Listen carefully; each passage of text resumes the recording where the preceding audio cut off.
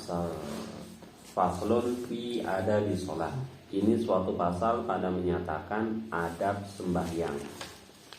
Apabila selesai engkau bersuci daripada hadas, sama ada hadas besar atau hadas kecil, dan bersuci daripada najis pada badan dan pada kain dan pada tempat, dan selesai pula daripada menutup aurat yang antara pusat dan lutut, inilah aurat pada laki-laki dan pada perempuan yang hamba orang. Adapun aurat perempuan merdeka, maka yaitu sekalian tubuhnya, melainkan mukanya dan dua telapak tangannya dan belakang tangannya, belakang tangannya hingga pergelangan. Kemudian maka hadap olehmu akan kiblat, padahal berdiri betul, dan renggangkan kedua kakimu sekira-kira sejengkal, dan baca olehmu Qul a'udzu birabbin nas. Nah, di atas tadi. Jadi adab sholat ini diterangkan sepintas berkaitan dengan, berarti kalau adab sholat ini sebelum kita masuk ke dalamnya sholat, berarti kita harus suci dari hadas kecil, hadas besar, harus suci tempat, harus suci kain, harus suci badan. Setelah itu sudah kita selesaikan bersuci, suci tempat, suci pakaian, suci badan, lalu yaitu menutup aurat. Dan umum bagi kita aurat laki-laki dan hamba atau budak.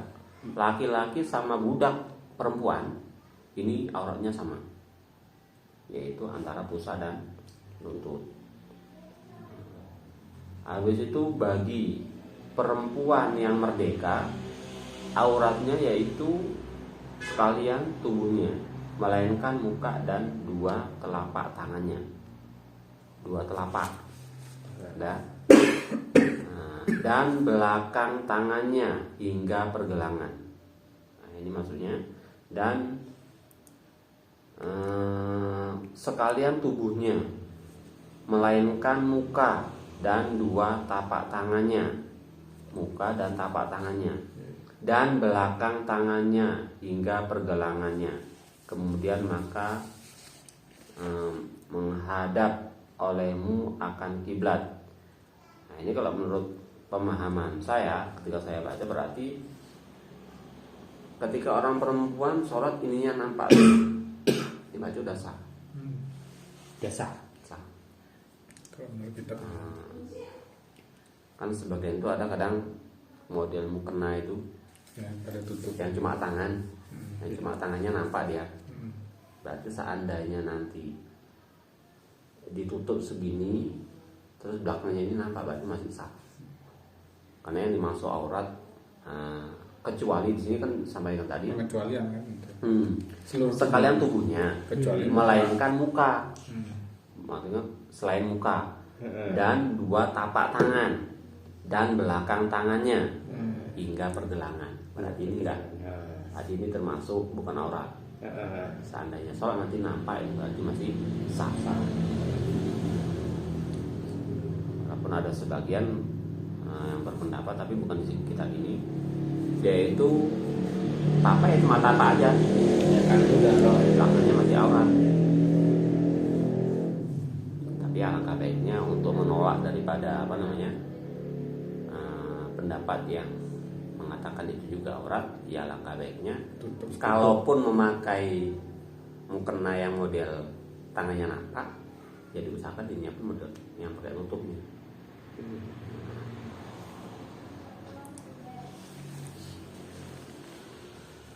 Dah, setelah berdiri dan renggangkan kedua kakimu sekira-kira sejengkal. Jadi renggangkan kaki, jadi berdiri kaki itu gini, Jadi jarak ini kalau bisa sejengkal. Ya. Nah, dan itu juga sebenarnya disesuaikan dengan Foto. keadaan orangnya juga, nggak bisa sejengkal juga. Dan misalnya model Pak Bambang ini agak besar orangnya, Jengkal ya barangkali ya. jengkal mungkin kependekan pun, Kependekan. mungkin kependekan, mungkin dia harus agak lebih. Nah, jadi sesuaikan.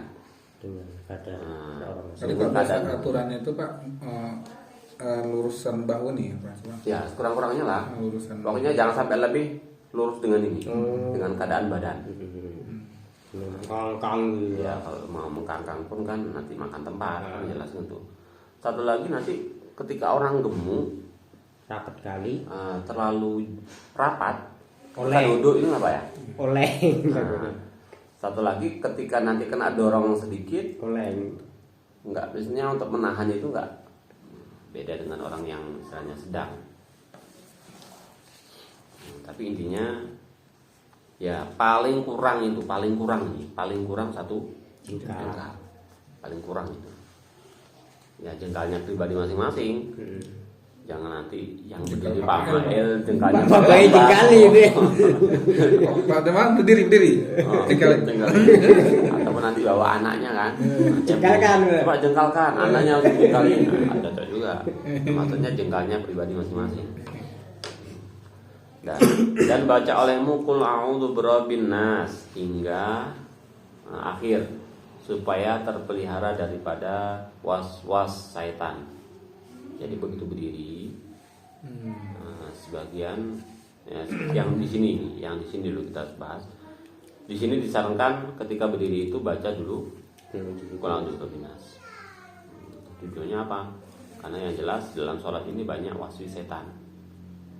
Kita merasa niat pun kadang-kadang wah belum pas ini, belum ini. Nah, maksudnya untuk menghilangkan was-was nanti di awal sampai selesai sholat nanti, nah kita bacalah surat An-Nas. Qul a'udzu birabbin nas. Dan ini memang di kitab fikih juga banyak tertulis seperti itu. Disuruh membaca surat An-Nas. Dan hadirkan hatimu kepada Allah Ta'ala. Maksudnya begitu berdiri diusahakan itu jangan ingat yang lain selain kepada Allah Subhanahu wa taala. Dan kosongkan hatimu daripada was-was segala pekerjaan dunia. Nah, ini kalau bisa begitu berdiri ingat Allah, jangan ingat kebun, jangan pokoknya pekerjaan, aktivitas itu tinggalkan sejenak. Nah, ini ketika sudah masuk dalam sholat. Pokoknya hal yang berbau dunia ini tinggalkan. Jadi yang membuat kita supaya tidak ingat kepada dunia ini macam-macam. Kadang-kadang kita merasa ada satu pendapat ada mengatakan gini, kita sholat itu kalau bisa jangan membawa dunia, kan gitu. Kita sholat jangan membawa dunia. Contoh bawa kunci kereta, bawa kunci kereta, ataupun bawa megang HP misalnya, kan itu. Ini kira-kira ketika kunci itu ditaruh di kantong sama ditaruh di jauh dari dia tapi di jendela, ataupun yang HP tadi taruh di kantong, ataupun ditaruh di jendela. Kira-kira kita itu lebih nyamanan mana? Kantongnya makan di bawah. Ya. Nah, saya pribadi ya di kantong. Kenapa? Karena kalau kita letakkan di sana, apalagi nggak nampak ini. Iya.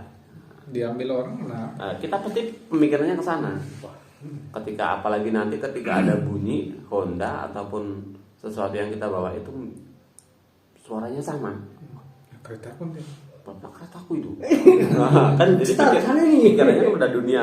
Tapi kalau udah kita Siap berikan di kita kantong. sampai di kantong ataupun di bawah musola kita pribadi, itu mungkin kita lebih nyaman, lebih aman. Ya, begitu juga dengan barang-barangnya. Mungkin ya cara di sini sepintas kan bahwa kita ini ketika begitu berdiri ingat kepada Allah, hati kita kosongkan yaitu perkara dunia. Iya. Ya. Untuk mengosongkan hati kita dari perkara dunia itu kan lebih mudah, ya tergantung pribadi masing-masing. Bukan berarti terus kita harus meninggalkan perkara dunia ini terus Tinggal dak semuanya. Kunci peninggalan Joko, berarti kan Ya. ya nggak banyak gini. Barang sesuatu yang ada pada kita itu kalau tidak kita letakkan pada tempatnya, ketika hilang salah apa enggak kita? Ya salah. Nah, tentu salah. Kan itu. Karena Kita nggak ada. ya kita usaha. enggak kita letakkan pada tempatnya. Itu masalahnya. Kecuali udah usaha walaupun Kita, udah hilang. kita udah usaha kita taruh di tempat yang aman ataupun kita sembunyikan, ternyata kok jatuh kita nggak tahu. Nah, itu ya wallahu a'lam kan itu. Tapi sekurang-kurangnya ada usaha kita untuk Mengamankan. mengamankan barang tersebut supaya tidak terbawa dalam sholat. Maksud terbawa dalam sholat ini maksudnya pikiran kita itu nggak ke sana gitu. Bukan berarti kita itu nggak boleh bawanya dalam sholat. Itu kalau menurut pikiran saya, tapi Ya. walaupun sebagian orang ini dalam arti kata Jangan. jangan kamu bawa Maksudnya dibawa sholat. bawang dunia itu dalam sholat. Hmm. Kalau menurut pikiran saya seperti itu kalau saya setelah baca ini. Jadi kita kalau bisa entah Honda, entah apa saja yang kita miliki itu jangan sampai ke bawah dalam sholat. Artinya jangan kita mikirin ke situ gitu loh. Ya kalau dengan naruh kunci di samping jendela kan, ya otomatis nggak tenang lah. Ini senjuku, ini senjuku. Tapi kalau di kantong kan, ya Lebih udah aman. aman ya kan.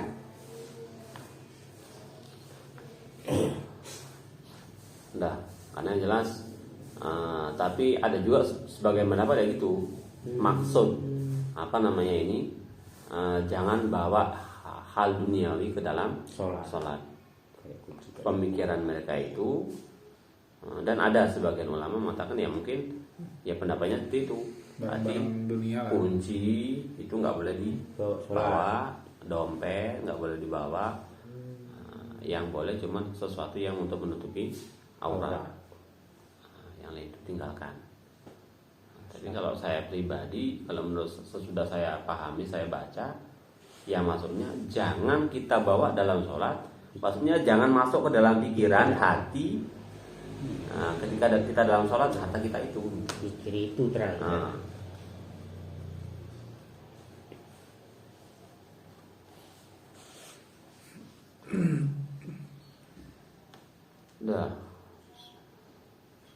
Nah, dan engkau tilik dengan matamu, hatimu, seolah-olah adalah engkau di hadapan Tuhanmu, karena Allah Ta'ala tiada menerima akan sembahyang hambanya itu melainkan dengan hadir hati kepadanya, serta khusyuk, yakni tetap segala anggota serta hadir hati kepada Allah Ta'ala. Jadi ini sesuai dengan juga sering kita dengar ini, tapi kebanyakan ini adalah ulama tasawuf bahwa sholat kalau tidak khusyuk tidak diterima.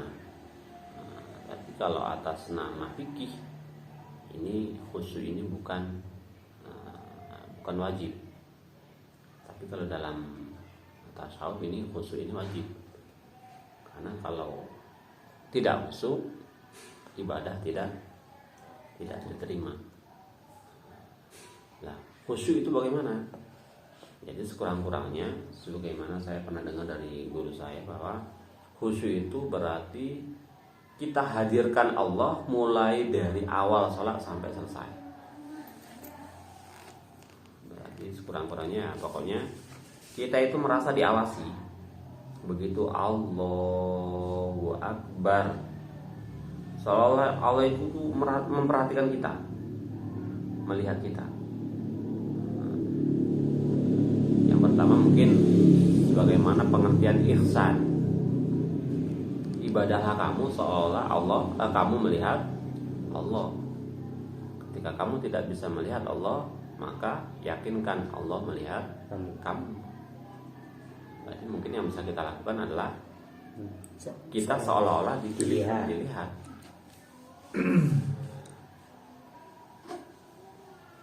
Memang ya agak susah memang.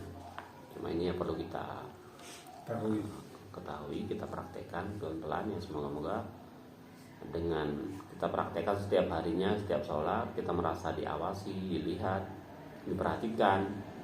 Ya, kurang-kurangnya pokoknya kita jangan ingat yang lain lah ketika sholat itu. Bahkan sesuatu yang ada dalam hati. Kalau mungkin tahap pertama mungkin yang harus kita lakukan adalah gerak kita. Kalau kita sudah merasa diawasi, mungkin kalau gatal pun kita tahan, kan gitu. Ini yang zohirnya dulu, yang zohir kita tahan. Kalau bisa garuk itu ya kalau dihindari. Kenapa? Kita diperhatikan, kan gitu. Habis itu hati yang ada dalam hati kita itu juga diawasi oleh Allah. Tapi kalau orang dalam zohirnya saja belum dia bisa menjaga, ya dalam hatinya pun belum tentu juga. Tapi insya Allah kalau sudah zohirnya dia sudah bisa jaga, menghindar dari gerak-gerak yang tidak penting, insya Allah hatinya pun bisa tenang, lebih tenang, dan bisa lebih merasa diawasi oleh Allah Subhanahu Wa Taala. Dan hudu yakni hadir hati serta menghinakan diri. Hudu ini hadir hati serta menghinakan diri. Nah, maksudnya kita merasa ketika kita menghadap Allah ini kita nggak ada apa-apanya. Jadi tanpa karunia dari Allah, tanpa pertolongan Allah, ya kita nggak bisa apa-apa. Maka apabila hadir hatimu serta Allah Ta'ala, maka ucap olehmu qomat. Setelah itu maka berniat engkau akan sembahyang. Nah, ini berarti tadi belum masuk ke dalam sembahyang, karena urutannya tadi adalah baca surat Anas. Ketika surat Anas kita baca, nah, maka kita maksudnya mulai dari sebelum kita masuk ke dalam sholat pun kita sudah hilangkan waswis setan. Hadirkan hati hanya kepada Allah. Tinggalkan hal-hal yang ataupun perkara dunia. Dan sebelum sholat itu kita juga sudah masuk ke dalam khusyuk. Khusyuk artinya ini berarti kita sudah mulai ingat kepada Allah Subhanahu Wa Taala. Maka berniat engkau akan sembahyang, maka hendaklah engkau pesertakan niat itu daripada Allah hingga rohnya akbar. Nah, ini mungkin di sini dirincikan bahwa niat itu mulai Allah, itu udah mulai niat Allah. Jadi begitu A dalam mulut, dalam hati sahaja aku. A di dalam hati saja aku. Allahu Akbar saja aku sholat maghrib 3 rakaat karena Allah Ta'ala. Begitu Ta'ala bar selesai. Dan sunnah engkau angkatkan kedua tanganmu itu serta mulanya takbiratul ihram hingga berbetulan ujung jari kedua tanganmu itu dengan ujung kedua telingamu.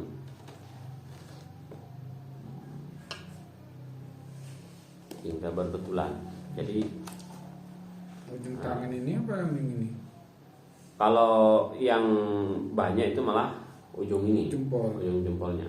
Ujung ibu jari. Nah, jadi ya mungkin makanya gini, ketika kita melihat orang kadang-kadang ada sebagian gini, kan gitu. Ya mungkin pemahamnya seperti ini, kan gitu. Ujung jari. Nah, ujung jari. Kalau karena bertentangan dengan telinga, jadi kita niatkan aja.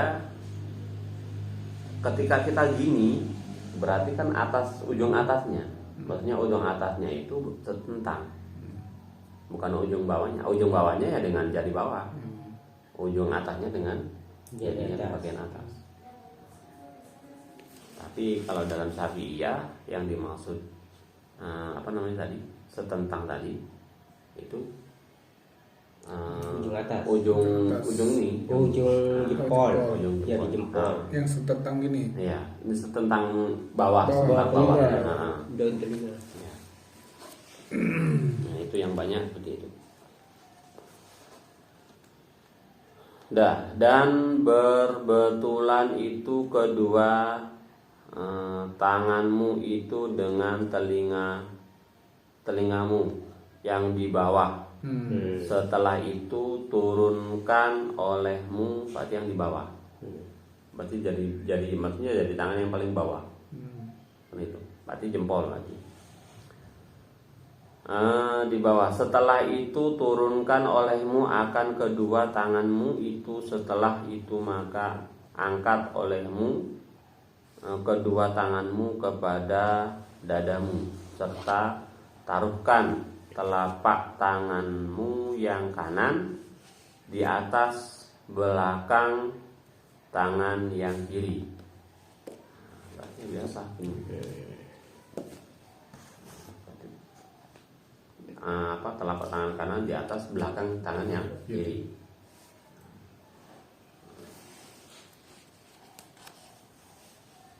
Kalau di sini tadi berarti telapak tangan di atas telapak tangan yang Kiri. berarti kan gini. Gini ya, nggak di pergelangan ya. Nah, kalau di dalam fikih itu pergelangan. Gini. Pergelangan, memegang pergelangan dan meletakkannya di atas dada. Jadi bukan di atas perut. Beda, perut ini dada. Kalau ada yang gini. Seperti ini. Kalau dalam fikih sunnah lagi seperti ini. Meletakkan tapak tangan kiri pas di atas dada sebelah kiri. Jangan gini. Itu kesunahan juga. Itu sunnah juga. Kalau itu yang jelas, kalau masalah peletakannya itu di fikih ini yang lebih jelasnya.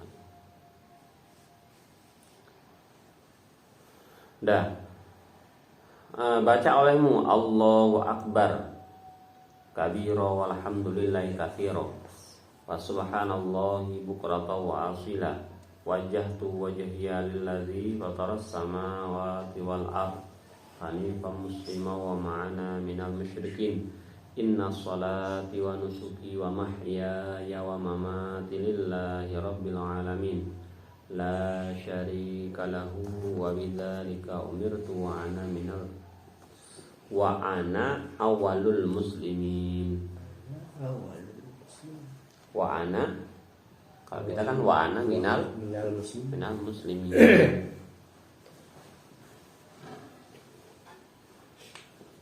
Ini awalul. Wa ana awalul muslimin. Kalau wa ana dan sesungguhnya kami adalah awal-awal dari orang yang beriman. Awal-awal dari orang yang beriman. Tapi kalau wa ana minal muslimin, sesungguhnya kami sebagian daripada orang yang beriman. Bukan awal, tapi sebagian. Karena kita ini kan bisa bilang ya sebagian akhir zaman, orang umat akhir zaman kan gitu. Jadi sebagian, berarti sebelum kita itu lebih banyak lagi udah. Bukan paling awal kita ya. Bukan awal. Ini awal ya. Kalau ini awal. Wa ana awalul muslimin. Udah. Kemudian maka baca olehmu a'udzubillahi minasyaitonir rajim. Bismillahirrahmanirrahim. Alhamdulillahirabbil alamin. Itu surat Fatihah. Dah. Jadi pembacaan a'udzubillahi minasyaitonir rajim. Bismillahirrahmanirrahim. Apa a'udzubillah? Ini juga setiap bangun baca Bismillah. Baca Fatihah. Mau baca Fatihah. Bukan di awal saja. Setiap selesai rakaat pertama udah jelas. Habis itu kita ruku, i'tidal, sujud, berdiri lagi rakaat kedua mau baca Fatihah. tetap disunahkan baca ta'awudz. Walaupun yang umum orang kan langsung Bismillahirrahmanirrahim. Jadi baca ta'awudznya ini ya, kalaupun kita berjamaah dengan mengeraskan suara itu dengan suara yang kira-kira dapat didengar telinga sendiri aja. Kalau Bismillah, baru Bismillah sampai selesainya baru dengan suara yang keras. Dah hingga akhirnya. Dan hendaklah engkau nyaringkan akan bacaan jika engkau sembahyang seorang diri atau imam pada 2 rakaat fardu subuh. Jadi mengeraskan suara ini kalau sendiri juga boleh, nggak harus jamaah. Misalnya gini, engkau sholat dewi, tapi khusus sholat subuh, sholat isya, sholat maghrib, sholat zuhur, sholat asar, itu kalau bisa jangan dijiharkan atau dinyaringkan. Boleh, itu hanya sekedar terdengar telinga sendiri. Tapi kalau dikeraskan atau dijiharkan, ini walaupun nanti sholat sendiri, misalnya ini, mereka sembahyang maghrib dewi, nggak berjamaah ini, terus suara dikeraski, Bismillahirrahmanirrahim sampai selesai. Nah, itu tetap sunnah. Walaupun tidak berjamaah. Walaupun tidak berjamaah. Dah. Pada 2 rakaat fardu subuh dan 2 rakaat yang pertama fardu maghrib dan 2 rakaat yang pertama pada fardu isya. Melainkan jikalau ada engkau makmum. Jadi kalau makmum jangan keras-keras, maka yaitu sunnah diperlahan-lahankan sekira-kira dengar olehmu telingamu dirimu. Nah, ini kalau kita jadi makmum ataupun pada sholat semua sholat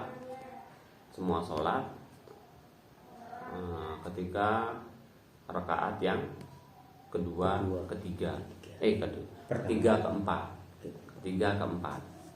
ataupun kalau siang kan nggak boleh dibiarkan. Nah, itu tetap suaranya itu cukup didengarkan telinga sendiri.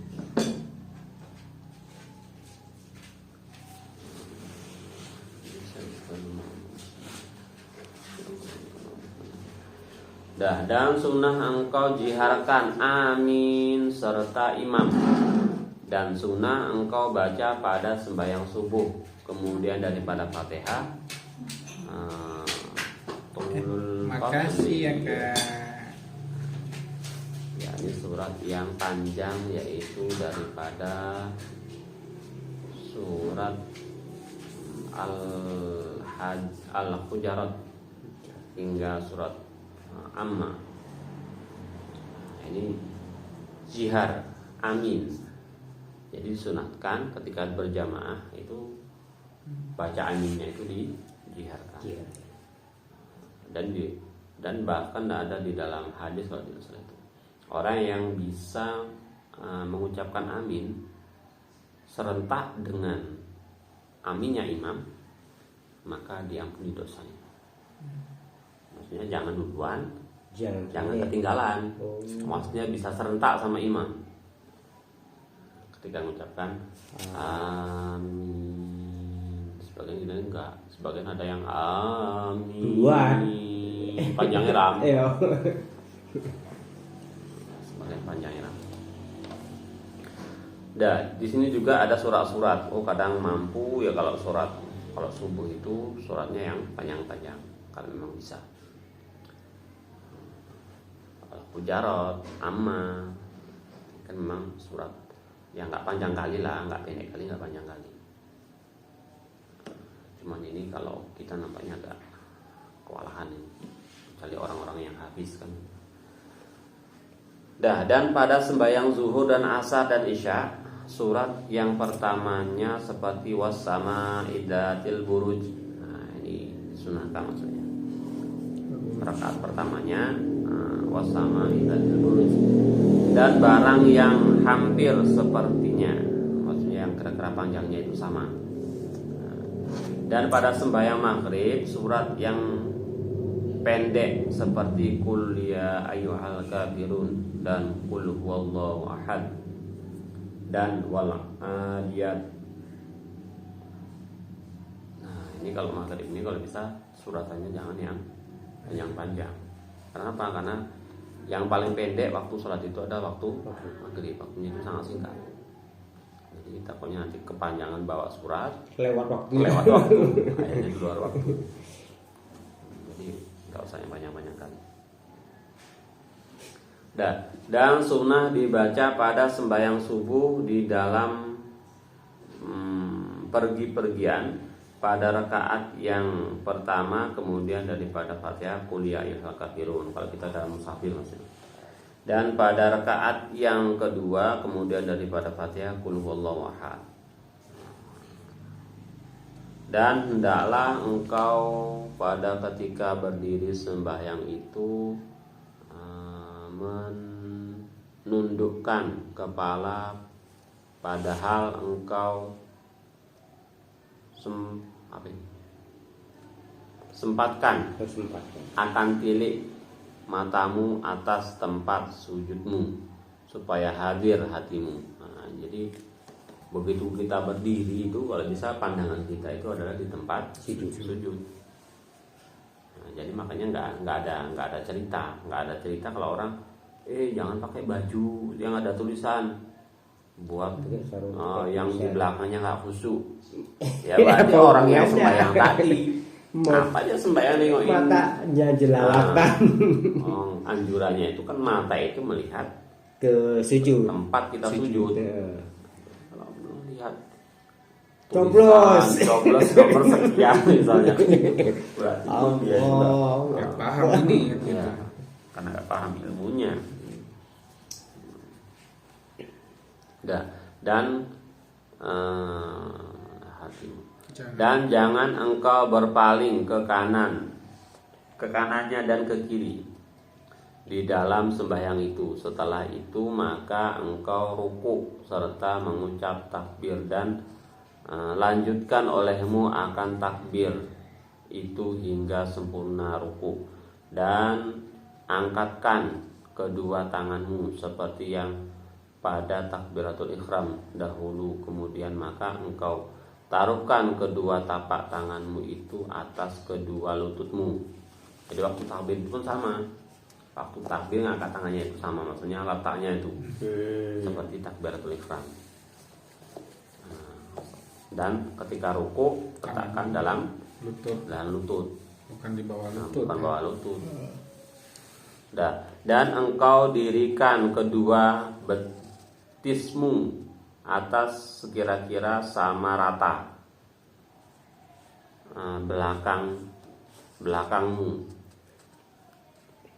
dan lehermu dan kepalamu seperti papan yang satu, dan engkau renggangkan kedua sikumu daripada kedua lambungmu. Tetapi jika sembahyang itu perempuan, maka yaitu sunnah dihampirkan setengah anggotanya itu kepada setengahnya, dan baca olehmu di dalam ruku itu subhana rabbiyal azim. Maksudnya bedanya nanti kalau ruku, kalau yang perempuan ini agak merapat, tapi kalau laki-laki kalau bisa agak renggang. Dan umumnya sunnah ketika ruku itu baca subhana rabbiyal azim 3 kali. Dan jikalau ada engkau sembahyang seorang maka lebih boleh daripada 3 kali. Nah, maksudnya kalau sembahyang sendiri mau sampai 11 kali, 7 kali, 11 kali, ya itu boleh. Enggak harus 3. Paling kurang itu ya 3 zikirnya. Hingga 7 kali atau hingga 11 kali atau hingga 9 kali atau 11 kali, yaitu yang terlebih afdol. Setelah itu maka angkat kepalamu hingga berdiri betul serta engkau angkatkan kedua tanganmu dan baca olehmu ketika bangkit itu sami Allahu liman hamidah. Nah, zikir lebih daripada 3 kali tadi itu kalau sembahyang sendiri. Nanti jangan aku ngamalin dia katanya yang afdol itu 11 kali. Kira jamaah gue 11 kali. Dia nek umpamane wong cek nom-nom kabeh. Nek tuwek ya situ